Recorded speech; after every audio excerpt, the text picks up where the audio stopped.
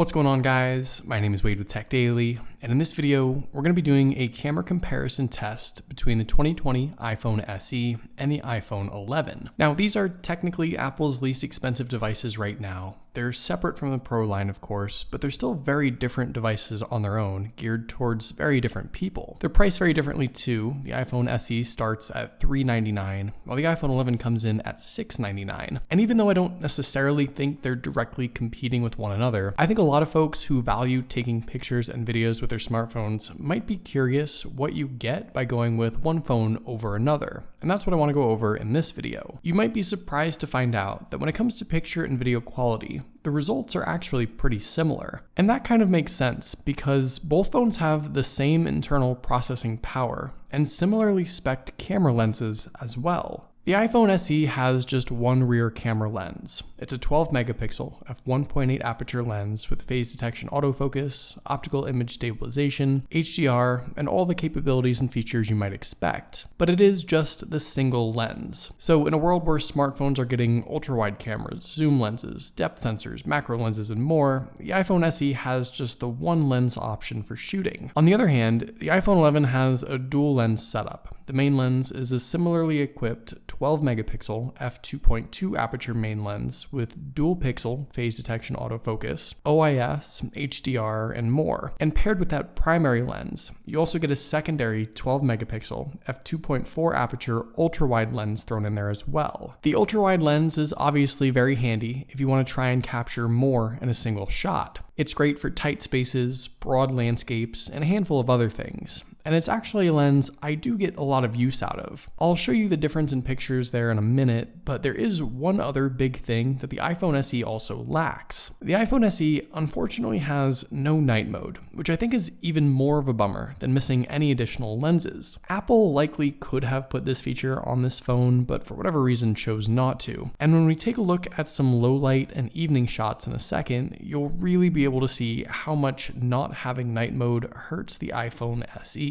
Besides the missing hardware lenses and night mode feature, most everything else across these two phones is actually the same. With different shooting modes, you're getting the same time-lapse and slow motion features for the most part, the same photo and video modes, the same portrait filters too, which is nice, panorama as well. There's nothing, at least in the camera app itself, that's different. And I find that particularly good when talking about the SE. When we dig a little deeper into the camera's settings, there's just a couple of differences to note. The video shooting modes are nearly the same. The SE can shoot 4K video at up to 60 FPS, which is awesome, but the iPhone 11 has an added high efficiency mode, and in slow-mo, the iPhone 11 has an additional 720p 240 frames per second shooting option as well, and another high efficiency mode thrown in, which the iPhone SE does not have. Up front, the selfie cameras are actually quite a bit different. The iPhone SE has a 7 megapixel f2.2 aperture shooter with HDR, gyroscopic image stabilization, and just a 1080p 30 FPS maximum shooting mode, while the iPhone 11 packs a 12 megapixel f2.2 aperture selfie camera with depth sensing capabilities and biometrics, HDR, and the ability to shoot up to 4K 60 FPS video and 120 FPS slow motion slow-fies, as Apple calls them. Beyond all that stuff, like I mentioned already, the internal processing power of each of these phones is basically identical. They both have the most recent A13 Bionic chipset.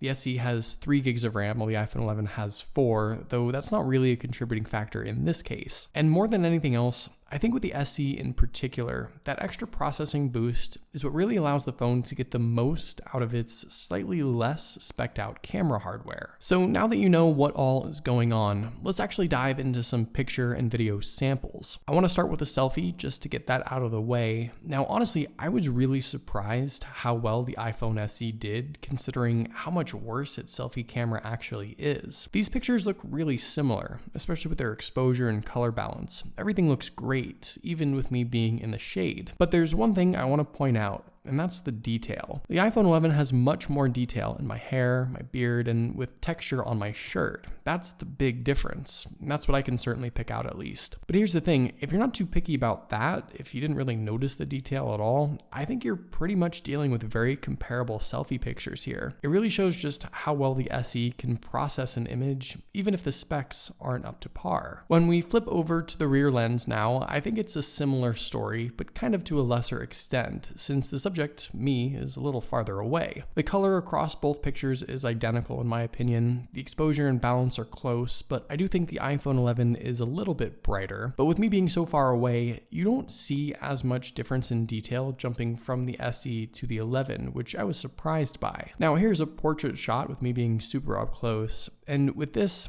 things finally do get a little different. First off, my skin tone is very pinkish red on the SE and significantly more pale on the iPhone 11, and I'm not too sure which one I like better, honestly. Once again, I think there's probably a bit more detail on the iPhone 11 shot, but specifically in portrait mode here, what I found interesting is that both phones took sort of different approaches with background and foreground separation. The iPhone SE kept my body in focus, while the iPhone 11 sort of half blurred my body towards the bottom, and actually up towards my shoulders it gets even more blurry. I'm not entirely sure what caused that significant of a difference, but I just thought that was pretty interesting. Here's a bad example of going from a standard shot to the wide angle on the iPhone 11. I realize this isn't exactly the purpose of this lens, but I just wanted to give you some perspective. In some instances it's useful, in other instances it's not needed. I do have a couple more examples of this, but really the most noticeable missing feature, like I mentioned already, is the lack of any night mode on the iPhone SE. So here's a shot of both phones not utilizing night mode at all, just a standard nighttime shot. What's interesting here is that while the iPhone 11 is a little darker, you can still tell that the detail is sharper, especially in the palm trees, and there's significantly less noise as well. Remember, this is all the iPhone SE has. It can't do any better than this, and when we enable night mode on the iPhone 11, there's an even bigger difference. The trees are even more visible. The sky has little to no noise in comparison. The scene looks brighter, but you can still tell it's at night. Realistically, this is probably the biggest weakness, the nighttime shots, and it's probably the one single feature across the entire device I wish Apple had offered. One of the most underrated features on the iPhone SE, I think, is actually its video capabilities, especially its stabilization. This is night and day compared to the iPhone 8, and it's in my opinion almost the same as the iPhone 11. On top of that, the 4K video as a whole looks great, and I think if you're even the slightest bit interested in anything video related, with the iPhone SE, you're really going to be impressed by what it can do. So enough talking, I'm just going to go ahead and let the rest of the picture and video samples play through here. Feel free to critique them and let me know your thoughts in the comments down below, and I'll catch back up with you guys at the end of this video.